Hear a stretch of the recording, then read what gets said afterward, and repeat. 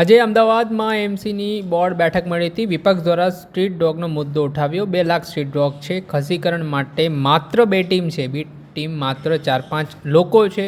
Dog બાઇટના case વધી રહ્યા છે. 2021થી 2025 સુધીમાં 3 લાખ કરતાં વધુ ડોગ બાઇટના કેસો સામે આવ્યા છે. સાથે જ નિકોલમાં પીએમ વિઝિટનો મુદ્દો પણ ઉઠ્યો હતો. પીએમ આવવાનો હોવાથી વરસાદના રોડ બનાવવામાં આવ્યા. આવું તો માત્ર એમસી જ કરી શકે. ભગવાનના પાળ માનો કે એ દિવસે વરસાદ ના આવ્યો. વરસાદ આવ્યો હોત તો શું થાત? આ મામલે વિપક્ષના નેતા શહેજાદ ખાન પઠાણે બોર્ડમાં ગંભીર આક્ષેપો કરવાની શરૂઆત કરી હતી. મહાનગરપાલિકાની બેદરકારીના કારણે લોકો મરી રહેવાની તેમણે આરોપ કર્યા છે. તંત્રની બેદરકારીથી લોકો મોતને ભેટી રહ્યા છે. ઓડવમાં બાઇક સવારનો ખાડામાં પડતા મૃત્યુનો મામલો પણ ગુંજ્યો હતો. બાલોલ નગર વાઇટ ટોપિંગ પરથી પસાર થતા બાઇકની પાછળ બેસેલા વ્યક્તિ રોડનું યોગ્ય લેવલ ન હોવાથી નીચે પડતા મોત થયું છે.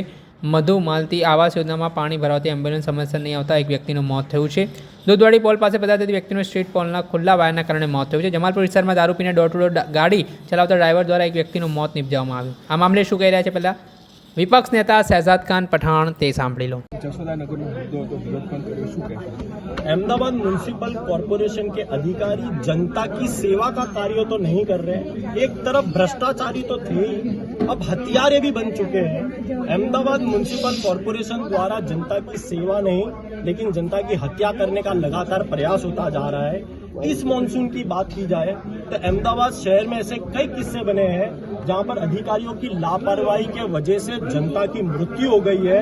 ऐसे मधुमालती विस्तार निकोल में पानी भरने के कारण समय से एम्बुलेंस ना पहुंच पाती हो और वहां पर दर्दी अस्पताल ना पहुंच पाता हो और वहां पर उसकी स्थल पर मृत्यु हो जाती हो लेकिन कोई कार्रवाई नहीं की गई. ओढ़व विस्तार में गड्ढे में ब्रेकडाउन में बाइक गिरने से 11 घंटे के बाद व्यक्ति की लाश खारीकट कैनाल में मिलती हो, कोई कार्रवाई नहीं की जाती हो.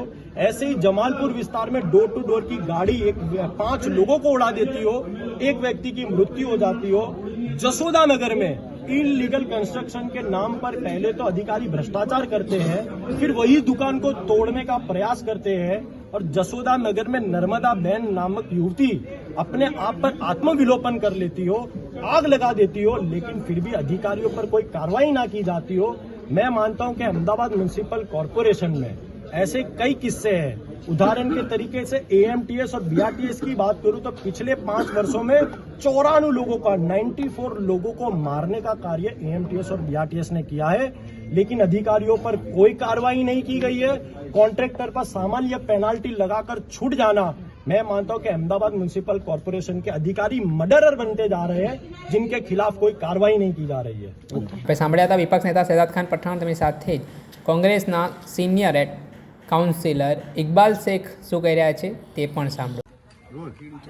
અમદાવાદ શહેરની અંદર આજે જનરલ બોર્ડ મળ્યું હતું કોર્પોરેશનમાં.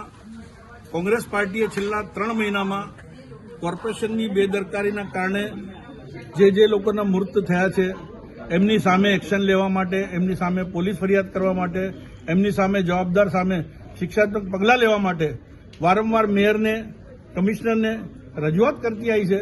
પરંતુ અમારી રજૂઆતોને અવગણના કરવામાં આવી છે. જ્યારે આજે બોર્ડ શાંતિથી આખું બોર્ડ પૂરો કરીને અમારા નેતાશ્રીએ જ્યારે વાત મૂકી કે ભાઈ એક નર્મદાબેન જેવી બેન જ્યારે એમની દુકાન અને માન લો કે જ્યાં 10 દુકાન હોય ફક્ત એમની જ દુકાન તોડવા માટે કોર્પોરેશનના અધિકારીઓ પ્રયત્ન કરતા હોય અને બેન એમ કહેતી હોય કે ભાઈ હું સળગીને મરી જઈશ, છતાંય એને કે એમ કે નફ્ફટ અધિકારીઓ કે ભાઈ તું સળગી જા, મરી જા, અમારે કોઈ લેવા દેવા નથી, તો હું માનું ત્યાં સુધી ખૂબ ગંભીર બાબત કહેવાય. અને આજે એગ્રેસિવ કોંગ્રેસ પાર્ટીના તમામ કાઉન્સિલરોએ રજૂઆત કરી છે મેયરને અને કમિશનર સાહેબને કે જે પણ તમામ જે બનાવ બન્યા છે એમાં શિક્ષાત્મક પગલાં તમામ અધિકારીઓ જોડે લેવા જોઈએ અને પોલીસ ફરિયાદ જે લીધી છે છતાં હજુ સુધી એરેસ્ટ કરવામાં આવ્યા નથી. 24 કલાક એરેસ્ટ થાય તો એને તાત્કાલિક સસ્પેન્ડ કરવા પડે, પણ આજ દિન સુધી ના સસ્પેન્ડ કરવામાં આવે છે ના એરેસ્ટ કરવામાં આવે છે. તો અમને એવું લાગે છે મિલીભગતથી બધું કામ ચાલે છે, એ યોગ્ય ના કહેવાય. અમદાવાદ શહેરની અંદર બિલકુલ સદંતરે કોર્પોરેશન નિષ્ફળ નીવડી છે અને લોકોની જાનથી ખિલવાડ કરી રહ્યા છે. એનો આજે ઉગ્ર રજૂઆત કરવામાં આવી છે. આપણે સાંભળ્યા હતા એમસીના કોંગ્રેસના સિનિયર કોર્પોરેટર ઇકબાલ શેખ. ત્યારે જે રીતે આજે સામાન્ય સભા તોફાની બની હતી, હોબાળો મચ્યો હતો, તે મામલે અમદાવાદના મેયર પ્રતિભા જૈન શું કર્યા છે તે પણ સાંભળો. સર્વપ્રથમ તો એમના સ્વભાવ પ્રમાણે એમને મહાનગરના વિકાસની ચર્ચા કરવામાં કોઈ રસ નથી. અને કોઈને પ્રજાના જે પ્રશ્નો છે, એમની સમસ્યાઓ છે, એમની રજૂઆતો છે, એની સોલ્યુશન લાવવામાં કોઈને રસ નહોતું. અને એના લીધે અને જે બીજી વાત છે કે જે પ્રકારે મહાનગરમાં રોડ, પાણી અને ડ્રેનેજના જે વિકાસના કામો છે આખા મહાનગરમાં ચાલુ છે અને જ્યાં ત્યાં પણ પ્રોબ્લેમ છે આનું સોલ્યુશન લાવવા માટેનું વહીવટી તંત્રને સૂચના આપવામાં આવી છે અને દરેકે દરેક જગ્યાએ તમે જુઓ, દરેક જગ્યાએ કામગીરી ચાલુ છે.